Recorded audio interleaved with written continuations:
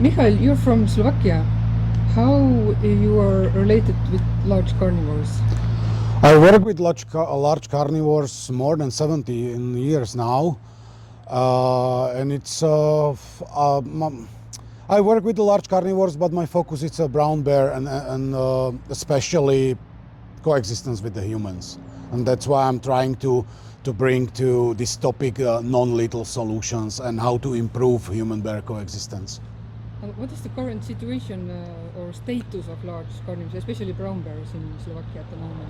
At the moment, it's very difficult. It's still year-round protected species, so there is no hunting season, but they are hunted because you know that after election 2023, it's completely political turnabout in Slovakia.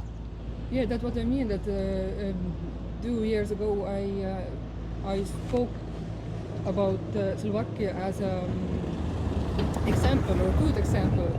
For example, in Estonia, when I read some news about Slovakia, I heard that you don't hunt bears, you don't hunt wolves there, and why it changed? That's political power, and before, you know, I was head of the Northern Bear Intervention Team in Slovakia, so I work for the government. I also work in the Tatra National Park in the research station as a zoologist and biologist with the topic of the large carnivores. But then when the political regime changed from, and now we see some autocratic tendencies there in Slovakia, everything changed for the large carnivores as well. And from these bear smart and non-lethal solutions and improving of the human-bear coexistence, it turns to just lethal solutions. That now the government, they don't use preventive measures, not even the words, not the preventive measures in the field, and they started to kill the animals, and they did, for example, from the bear intervention team, now it's just a killing squad.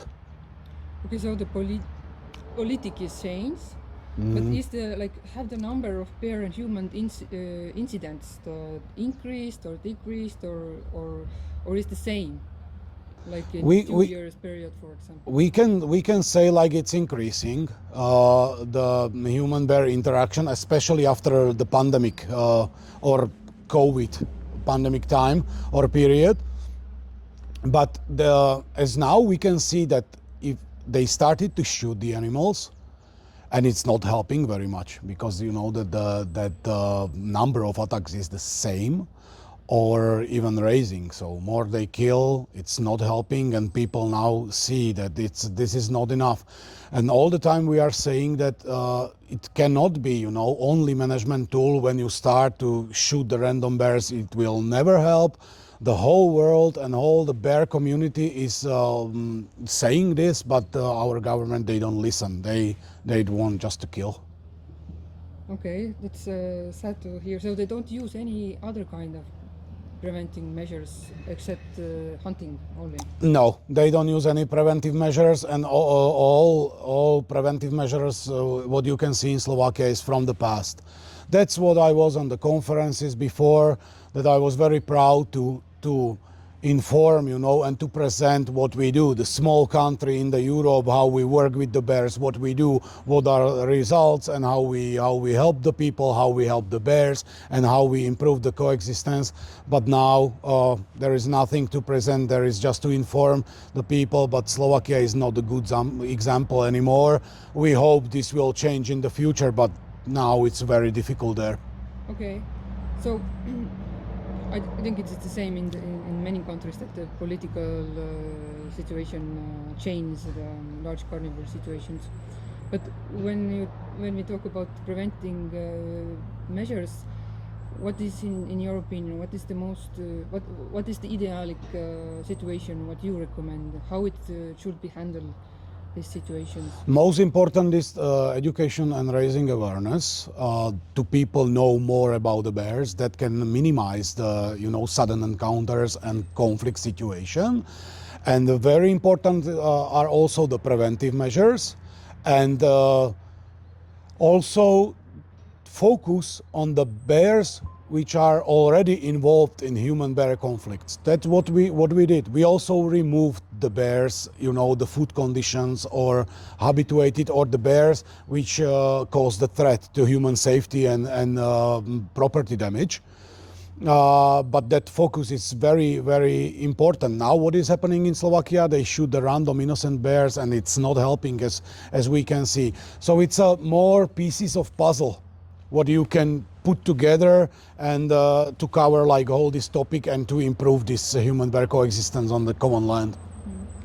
But how is the public opinion? Like, how do local communities like react if they are they afraid of bears? Are they demanding this hunting, or is this hunting what the politicians are doing now? Is it because the local or the public is demanding it, or is it just the political situation there? It's a mixture of all these topics and things, because that there is the politicians, they're using the moral panic.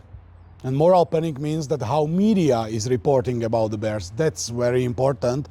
And now we can see the society is completely split and polarized on the half. So half of society is supporting to killing the bears, and half of the society is, let's say, supporting non-lethal solutions.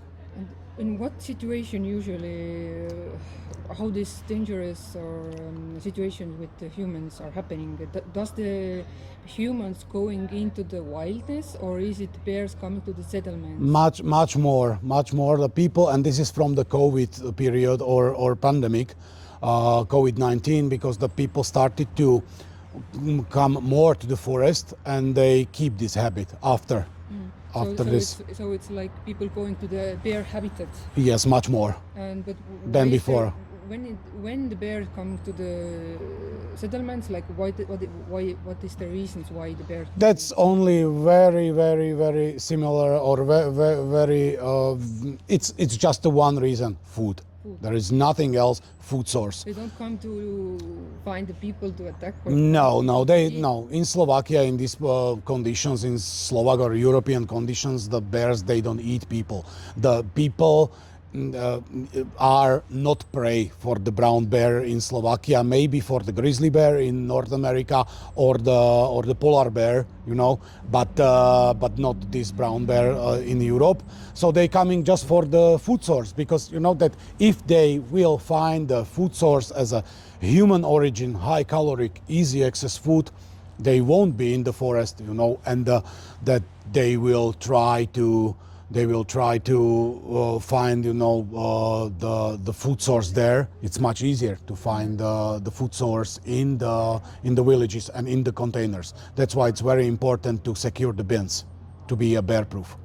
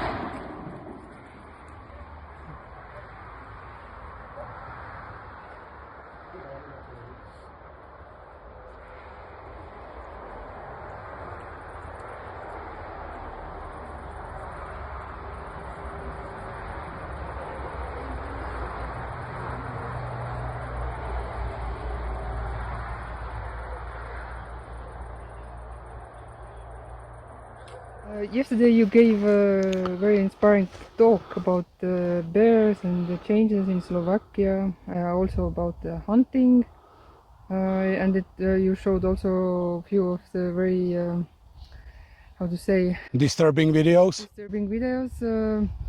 Is it like done regular basis, or are they rare, those situations? I think it's still quite rare, but we have information from inside of the bear intervention team, and the videos are just the tip of the iceberg. But what we know from inside, they treat the bears like that now, and it's pretty disturbing, yes. You said yesterday that they treat the bears like rats. Yes, also some members of bear intervention team now saying that the bears are now village rats. And you mentioned a little bit before the public opinion, but you maybe continue there. What people in Slovakia, local people, thinking? Is it similar that people in cities think differently than in the countryside, or how is the opinion of Slovakian people? There is it's a mix of it, and it's you know, the different angles of view on this, because the Slovakia is under influence of this Russian hybrid operations as well. And why this matter? Because that when we saw and when we checked the data on all this, the more people want to leave the European Union, the more they hate the bears. The less educated people hate bears more, and higher education means that the people like more the preventive measures, and they like the bears more in general.